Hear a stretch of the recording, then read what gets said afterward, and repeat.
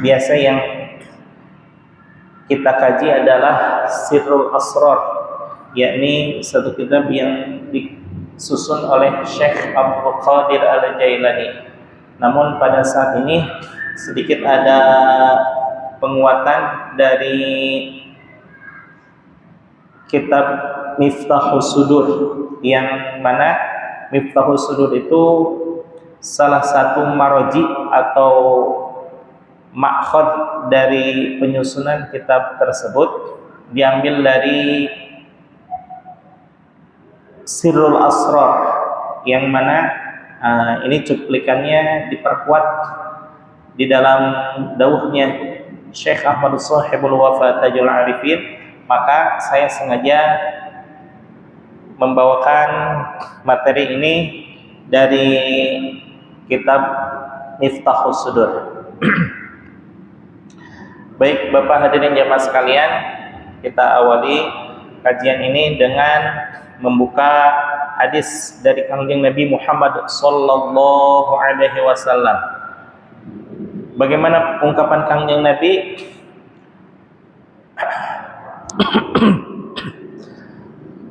Wa kana an-nabiyyu sallallahu alaihi wasallam, dan ada, yakni Kangjeng Nabi Muhammad sallallahu alaihi wasallam, yulaqinu hadhil kalimatat thayyibata. Nabi Muhammad mentalkinkan kalimat tersebut. Apa itu yang disebut kalimat tersebut itu? Yakni kalimah la ilaha illallah. Sebagaimana kemarin dipaparkan di dalam Sirrul Asrar, bahwa di antara 12 kalimat yang merupakan kalimat inti, yakni dari asma Allah selain Asmaul Husna, itu Nabi Muhammad sallallahu alaihi wasallam, sedikit saya terangkan ya, bahwa asma Allah bukan hanya Asmaul Husna, tetapi yang kalau kita marojiknya atau makhadnya dari tafsir surah Yasin, maka akan kita dapati bahwa nama-nama Allah itu ada berapa? Ada yang tahu? Ada 4.000 ya, luar biasa banyak ya. Nah, bagaimana yang 4.000 itu? Di sini diterangkan bahwa la ya'rifuhu illallah. Tidak ada yang mengetahui kalimah asma tersebut kecuali Allah. Di sini dijelaskan di dalam tafsir surah Yasin bahwa asma Allah itu ada 4.000 ya. Saya bacakan aja hadisnya karena memang banyak ya. Bismillahirrahmanirrahim. Innallaha ta'ala, sesungguhnya Allah Subhanahu wa ta'ala, arba'atu alafismin, alfun, yakni memiliki 4.000 nama. Minha, adapun alafu ismin, alafismin. Saya ulangi. Innallaha ta'ala, sesungguhnya Allah Subhanahu wa ta'ala, arba'atu alafismin, memiliki 4.000 nama. Alfun minha, adapun 1.000 di antara yang 4.000 tersebut, la ya'rifuhu, tidak ada yang mengetahui nama-nama yang 4.000 itu, ghairullah, selain Allah Subhanahu wa ta'ala.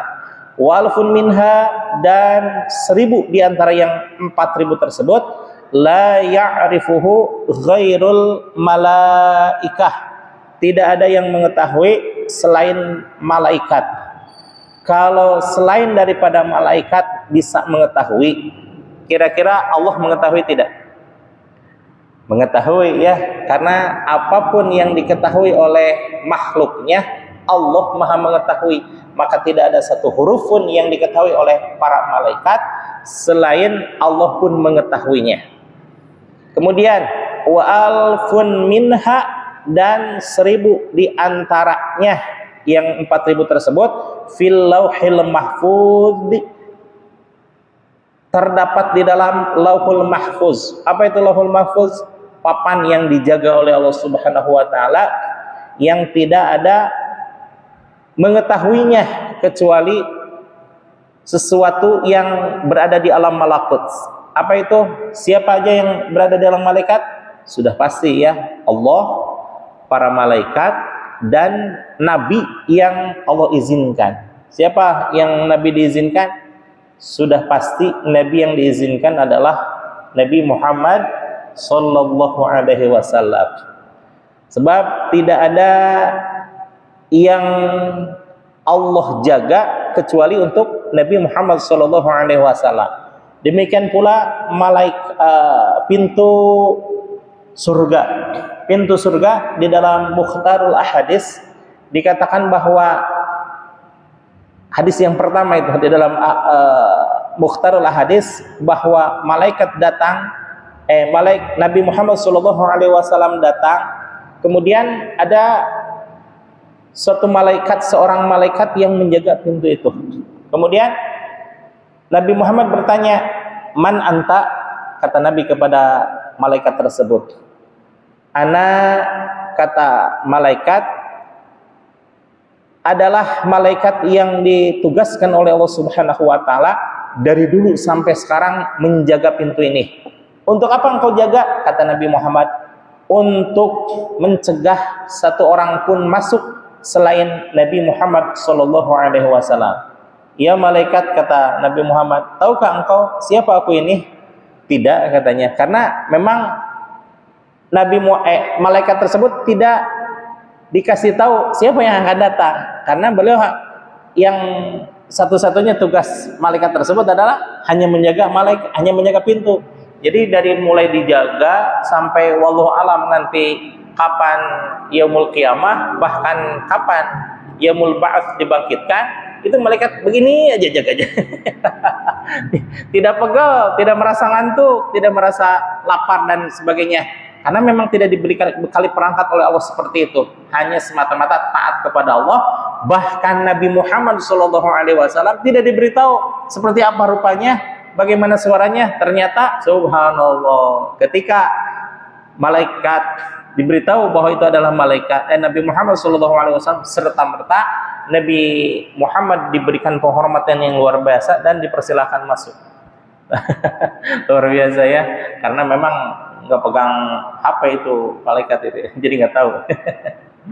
Nah, walfun minha fil lauhil mahfuzi, yang 1000 diantaranya itu ada di lauhul mahfuz. Dia ada 3000 ya, 1000 hanya Allah yang mengetahui, 1000 hanya Allah dan malaikat yang mengetahui, 1000 lagi hanya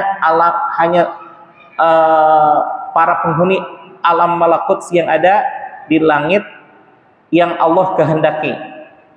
Allah, malaikat, dan juga Nabi Muhammad sallallahu alaihi wasallam. Wa salatu mi'atin, dan 300 dari 4000 tersebut fit Taurati, terdapat di dalam kitab Taurat. Wa salatu mi'atin fil Injili, dan 300 lagi terdapat di dalam kitab Injil. Wa salatu mi'atin fiz Zaburi, dan 300 yang terdapat di dalam kitab Zabur. Nah, Taurat, Injil maupun Zabur itu maksudnya adalah Zabur yang asli. Sementara yang ada sekarang wallahu a'lam ya. Karena Allah hanya menyebutkan inna nahnu nazzalna dzikra wa inna lahu lahafizun. Sesungguhnya kamilah yang menjaga Al-Qur'an, dan kami pula yang sesungguhnya kamilah yang menurunkan Al-Qur'an, dan kami pula yang akan menjaga Al-Qur'an. Sedangkan kitab Taurat, Zabur, dan Injil semuanya dari Allah, tapi itu yang dulu, yang asli, yang keasliannya terjaga sampai sekarang, bahkan hatta yaumul qiyamah, hanyalah Al-Qur'anul Karim. Nah, yang tiga itu tersebut 300 300 300, sementara di dalam Al-Qur'an wa mi'atin fil Qur'ani, dan 100 lagi terdapat di dalam Al-Qur'an. Tis'ata wa tis'una, yang 99 itu zahiratun, nyata. Mana yang 99?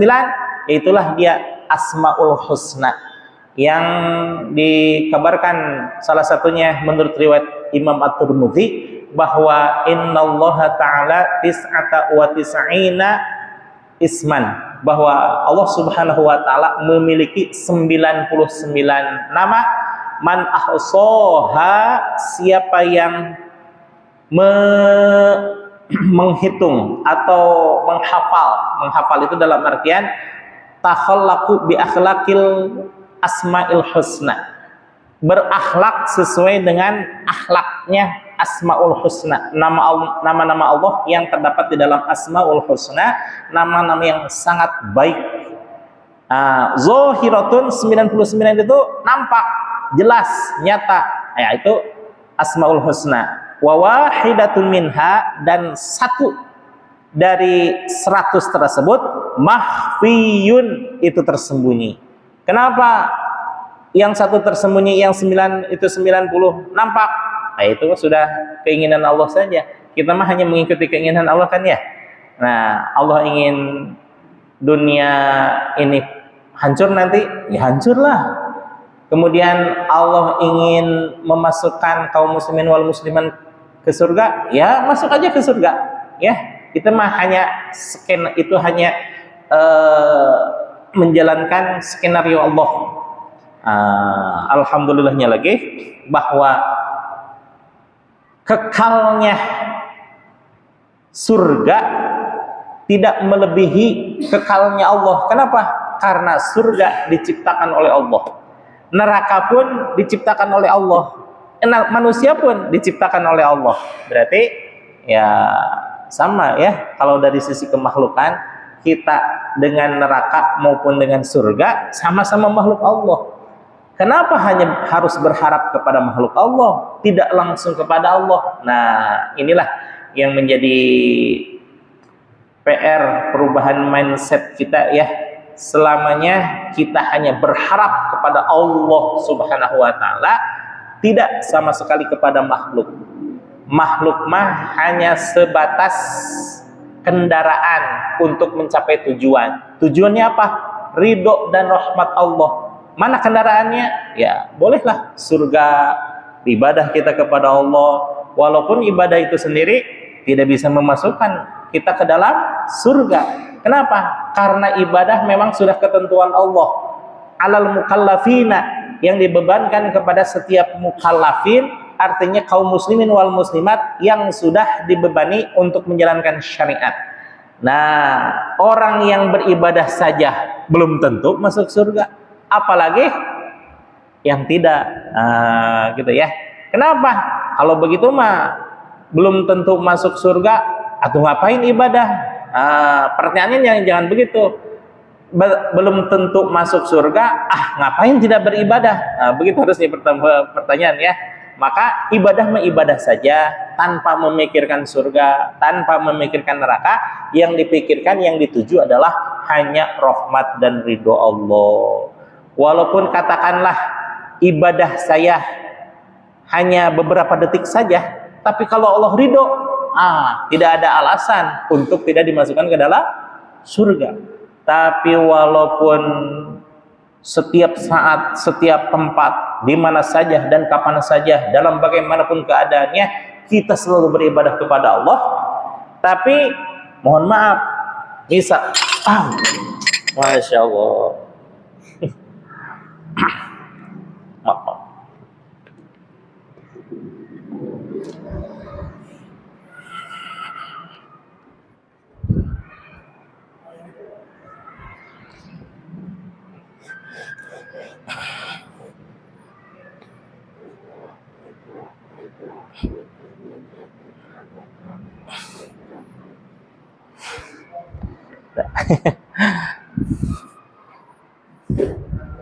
Aduh, mohon maaf. Semakin terlalu semangat ini.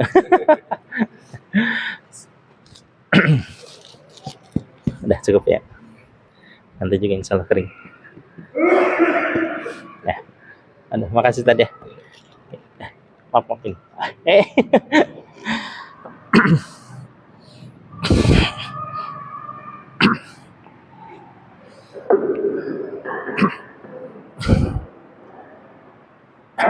Mohon maaf ya. Diulangi sedikit bahwa beribadah saja belum tentu masuk surganya. Nah, daripada kita hidup tidak ngapa-ngapain, kan mending ngapa-ngapain. Apa itu ngapa-ngapain ya?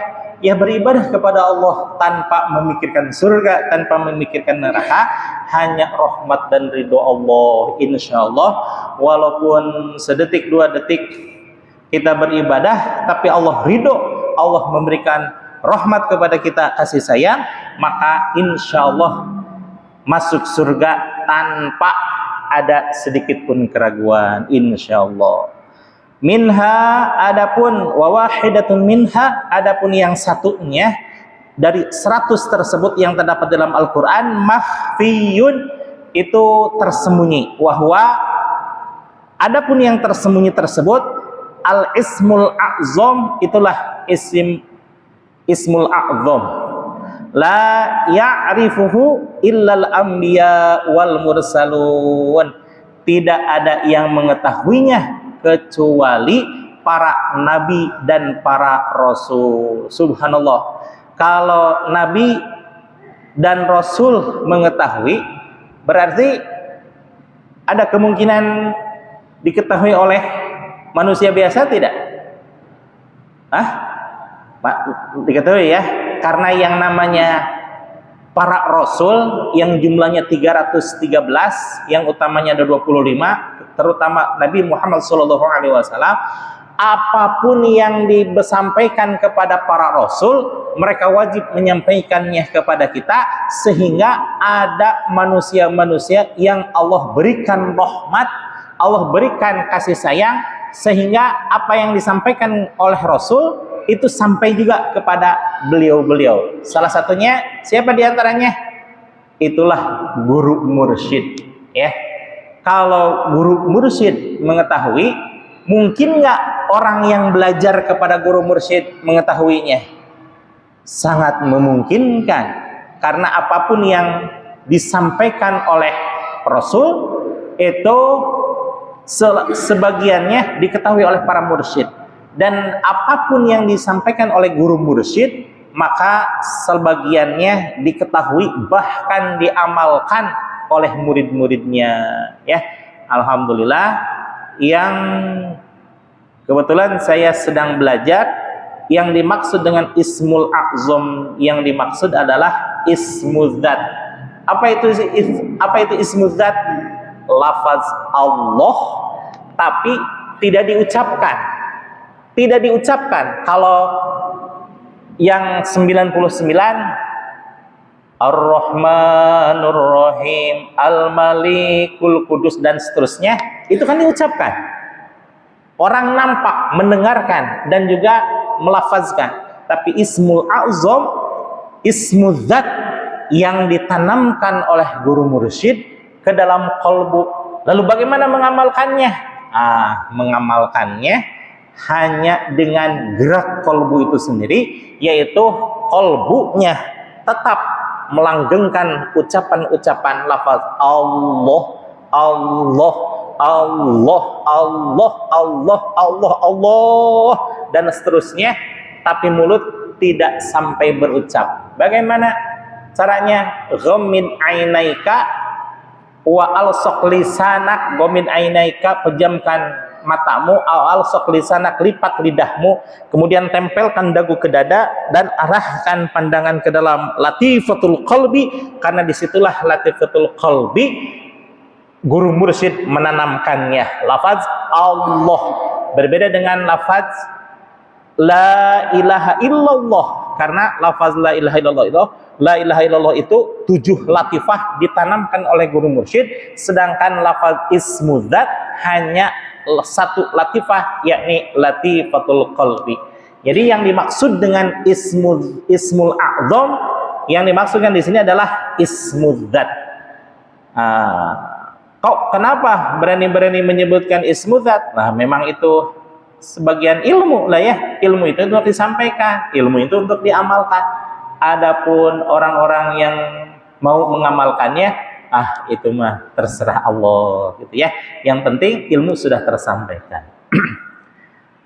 Kemudian jelas ya, bisa dipahami bahwa nama-nama Allah itu tidak sekedar 99, tapi ada berapa? 4.000. Yang 399 nampak lah, boleh dikatakan nampak, karena Allah dan lain-lainnya mengetahui kecuali yang 1.000. Tapi ada satu yang tersembunyi, yakni ismul a'zam atau ismud dzat gitu ya. Wa kana Nabi sallallahu alaihi wasallam, dan ada Nabi Muhammad sallallahu alaihi wasallam, balik lagi, yulakinu hadhil kalimata thayyibata, menalkinkan, mengajarkan kalimat ini, kalimat thayyibah tersebut lis sahabati, kepada para sahabat radhiyallahu anhum, semoga Allah meridhoi kepada para sahabat. Untuk apa Nabi Muhammad SAW mentalkinkan, mengajarkan, menanamkan ke dalam kalbu para sahabat? Litasfiyati qulubihim wa tazkiyati nufusihim.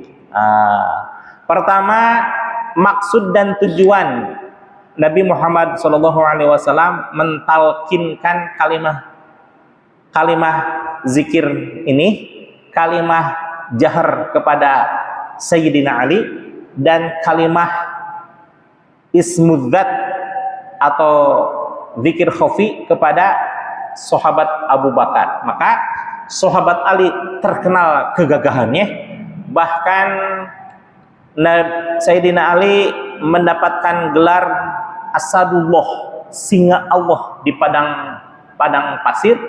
Bahkan Asadu Rasul, singanya Rasulullah Shallallahu Alaihi Wasallam, karena Nabi sangat mempercayakan kepada Sayyidina Ali akan kegagahan dan juga ilmu pengetahuan. Sedangkan Sayyidina Abu Bakar, Rasul titipkan ismud dzat, sehingga Nabi sangat menghormati Sayyidina Abu Bakar, bukan karena beliau mertuanya, tapi ma nazaltu illa wasaltu ila Abi Bakrin.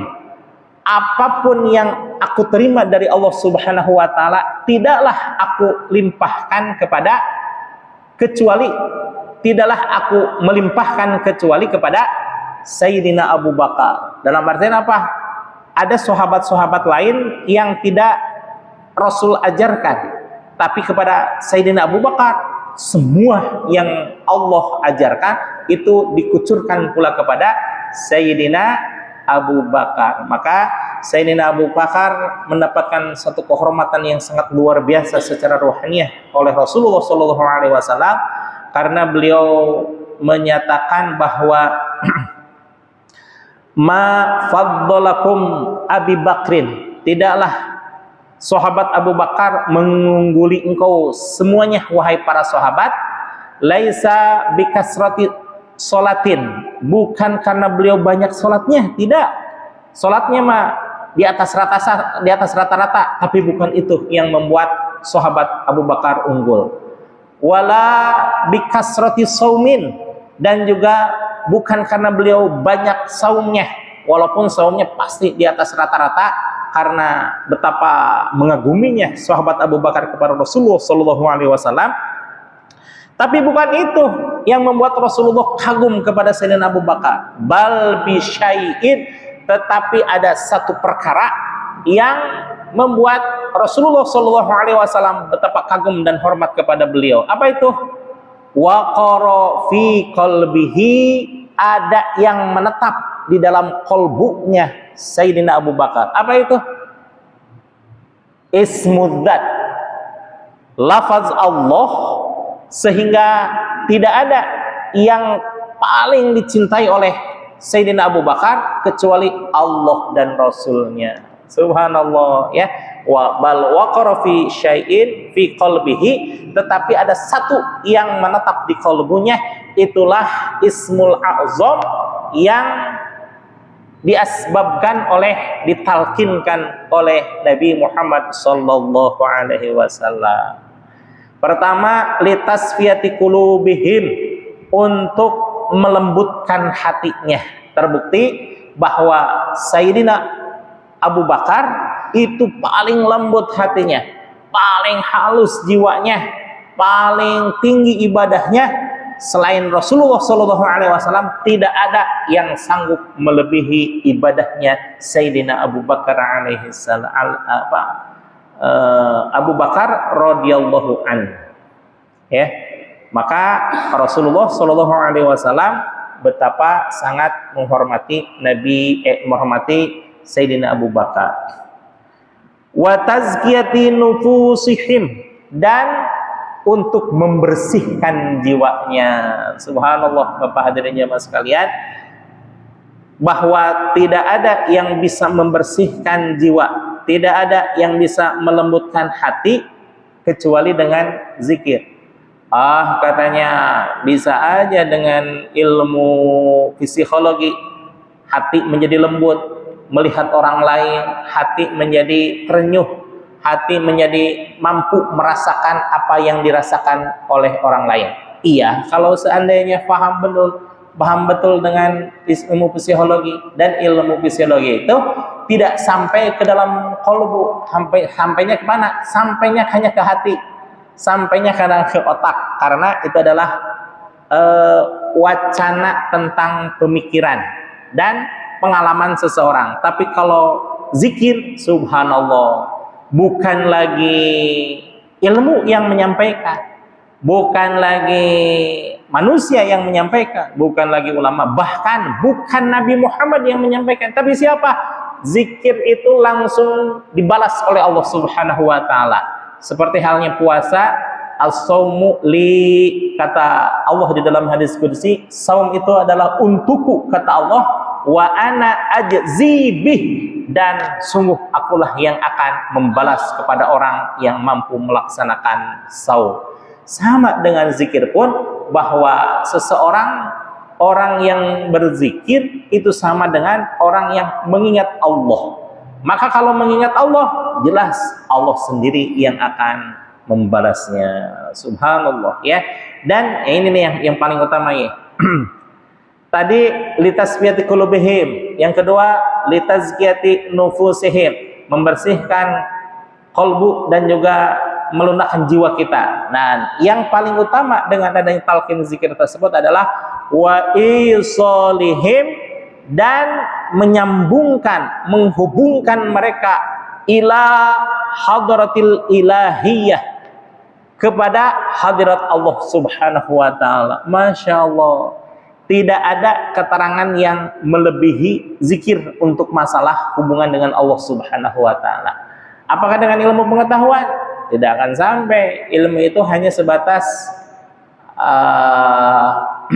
tidak sampai absolut tingkatannya. Sebab yang hanya kebenaran yang absolut itu hanya Al-Quran dan hadis. Selebihnya apa? Selebihnya ya di perkiraan. Ilmu itu bisa baik, bisa juga salah menurut orang lain. Contoh bahwa ilmu itu menurut zaman dulu yang disebut dengan zakat, kewajibannya adalah gandum. Tapi setelah berkembang, maka bukan gandum lagi, tapi beras kalau di Asia. Bahkan di beberapa tempat, khususnya di Indonesia, ada Maluku yang daerah pedalamannya masih makan sagu, ada Madura yang daerah pedalamannya ada yang makan jagung. Iya betul. Saya 3 tahun lah ya di masyarakat Madura, mondok di masyarakat Madura Situbondo. Artinya bahwa gandum yang sudah menjadi pengetahuan umum pada saat itu tidak benar menurut orang Indonesia, bahkan beberapa daerah di Indonesia. Apa yang benar? Maka berubahlah yang asalnya gandum menjadi kutil balad. Apa itu kutil balad? Makanan pokok suatu daerah. Memang aslinya adalah kutil balad, ya, makanan yang mengenyangkan, membuat kenyang bagi masyarakat tertentu dalam keadaan sehat dan dilakukan secara terus-menerus tanpa pernah merasa bosan. Coba, dari dulu kita makan nasi tidak ini? Makan nasi lah ya. Pernah nggak merasa bosan makan nasi? Tidak ya. Bahkan kata orang Indonesia mah, kalau tidak makan nasi, munteng ejo belum makan katanya. Walaupun makan lontong 3, walaupun makan bubur 2 mangkok, walaupun makan sayur lontong 3 mangkok, kalau belum ketemu nasi, belum makan katanya. Orang Indonesia itu, orang Indonesia, termasuk saya. Nah, berarti kutil balad di sini, makanan yang mengenyangkan adalah nasi. Yang paling hebatnya di sini dengan adanya talqin zikir dan zikir itu sendiri, wa isolihim ila hadratil ilahiyah, menyambungkan, menghubungkan seseorang dengan Allah Subhanahu wa taala, ya. Kalau dulu Nabi Muhammad sallallahu alaihi wasallam Isra wal Mi'raj birruh wal badan. Sedangkan manusia zaman sekarang, bahkan manusia di antara sahabat dan sampai akhir zaman itu bukan birruh wal badan, tapi dengan ruh saja. Kenapa? Ketika Nabi Muhammad SAW menyatakan as-salatu mi'rajul mu'minin, salat adalah mi'rajnya kaum mukminin, maka sudah jelas bahwa ketika seorang Allahu Akbar, kakinya masih menapak di Cilengsi, tapi kalbunya subhanallah melesat sedang menghadap kepada Allah Subhanahu wa taala. Maka tidak ada bahwa dikatakan as-shalah ay ad-du'a. Ad-du'a, salat itu adalah kumpulan doa-doa. Kumpulan doa-doa al-makhsus yang dikhususkan untuk beribadah kepada Allah Subhanahu wa taala. Doa adalah zikir, zikir adalah doa. Maka tidak ada yang bisa menghubungkan seseorang qalbunya kecuali dengan salat, kecuali dengan zikir, dan seutama-utamanya zikir adalah ismudzat dan an-nafyu wal isbat. Dan menurut Rasulullah SAW bahwa salat itu adalah mi'rajnya kaum mukminin. Kita secara ruh saja mi'raj kepada Allah Subhanahu wa taala. Betapa sangat bahagianya, apalagi Kangjeng Nabi Muhammad SAW yang melaksanakan mengalami peristiwa Isra wal Mi'raj birruh wal badan. Wasa'adatil qudsiyah, subhanallah, ini luar biasa ini. Wasa'adatil qudsiyah, dan kebahagiaan yang suci, subhanallah. Tidak ada yang bisa merasakan kebahagiaan suci tersebut kecuali orang-orang yang berzikir, ya. Karena Nabi Muhammad pun ketika melaksanakan Isra wal Mi'raj atas kehendak Allah Subhanahu wa taala itu senantiasa dipenuhi dengan zikrullah. Apakah ada syaratnya? Pasti. Bisyarti akhdiha, dengan syarat mengambil itu kalimat zikir tersebut min qalbin taqiyyin, dari seseorang yang kolbunya sangat bertakwa kepada Allah Subhanahu wa taala, naqiyin yang bersih, mimma siwallah dari selain Allah. Memang ada orang yang bisa bersih kolbunya dari segala sesuatu selain Allah, ada. Siapa itu? Siapa lagi kalau bukan guru mursyid, ya, bukan guru yang mengajarkan bahasa Jepang, bukan mengajarkan bahasa Jerman, bukan guru-guru yang lainnya, tapi guru mursyid yang tugasnya adalah mengenalkan, menghubungkan seseorang ke hadirat Allah Subhanahu wa taala. Sehingga seseorang yang dihubungkan kepada Allah Subhanahu wa taala itu bisa merasakan mati sebelum datangnya kematian. Apa itu? Merasakan mati seolah-olah kita sudah tidak ada daya dan upaya di hadapan Allah Subhanahu wa taala. Subhanallah, itu hanya bisa dirasakan oleh orang-orang yang sudah bermursyid, sudah bertalqin dan mengamalkan zikir itu sendiri. Apakah boleh seseorang mengambil talqin dari orang yang tidak memiliki kolbu yang bertakwa dan hatinya dipenuhi segala sesuatu selain Allah? Ya, bisa mah bisa aja kita mengambil kalimah la ilaha illallah atau lafaz Allah dari orang biasa-biasa saja. Ada apa? Semua orang bisa mengucapkan. Bahkan mohon maaf, burung beo bisa nggak mengucapkan? Bisa. Kita bisa nggak belajar dari burung beo? Bisa, tapi hanya sekedar ucapan saja. Kata burung beo, la ilaha illallah, la ilaha illallah. Berijeng tuh makin tajwidnya kalau burung beo mah, karena nggak tahu tajwidnya seperti apa. Tapi kalau seseorang mengambil dari orang yang kolbunya bersih, kolbunya bertakwa, dan kolbunya tidak ada sesuatu selain Allah Subhanahu wa taala, maka ucapannya pun akan sampai ke dalam kolbu, sampai ke dalam rogob, sampai ke dalam lub, sampai ke dalam sir. Kolbu, bagian kolbu yang terdalam di dalam kolbu seseorang, itulah dia sir.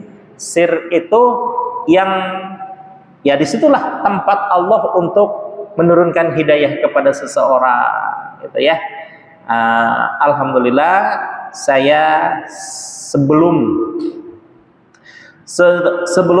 sebelumnya memang belajar dari guru TPA, belajar dari kakak saya, belajar dari ustadz-ustadz yang mengajarkan ilmu-ilmu agama dan lain sebagainya.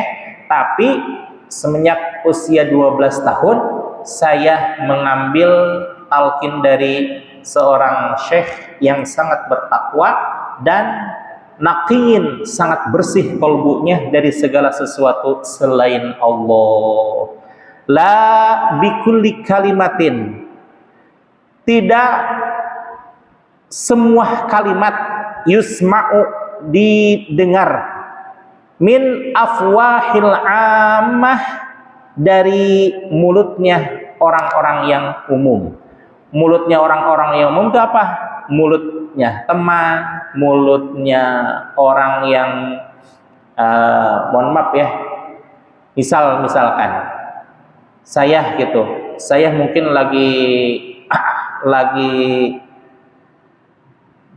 jauh lah dari agama gitu ya. Kan kita bisa aja belajar kalimat tersebut dari orang yang biasa-biasa saja. Tapi untuk kalimat la ilaha illallah dan kalimat Allah itu sangat dianjurkan untuk mengambil dari seseorang yang bukan hanya mulutnya saja, tapi juga kolbunya, min qalbin taqiyin naqiyin mimma siwallah. Seperti dikisahkan bahwa suatu saat ada santri yang kebingungan melihat kiainya menangis karena baru saja burung beoknya diterkam oleh kucing. Kenapa kiainya menangis? Mungkin kata santri, beoknya itu sangat mahal dan juga fasih mengucapkan la ilaha illallah. Maka berumbuklah santri-santri, Pak Kiai, gimana, bolehkah saya ganti? Bukan karena itunya, katanya. Saya berpikir, masa iya burung beok yang setiap hari bicara la ilaha illallah, la ilaha illallah, la ilaha illallah, ternyata matinya diterkam kucing, hanya ucapannya keok, keok, keok, tidak mengucapkan lafaz la ilaha illallah. Itulah menjadi perenungan Pak Kiai, sehingga kiainya sangat berhati-hati di dalam mengambil talqin